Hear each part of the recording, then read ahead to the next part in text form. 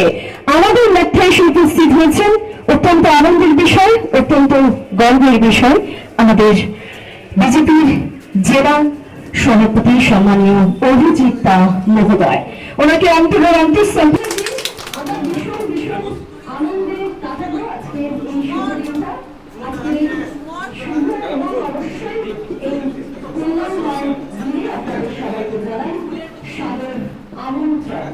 আমাদের মধ্যে যে বিশেষ অতিথি এসেছেন তাকে আমরা অবশ্যই বরণ করে নেওয়ার অন্তরের অন্তঃস্থল থেকে সেই সময় আপনাদের কাছ থেকে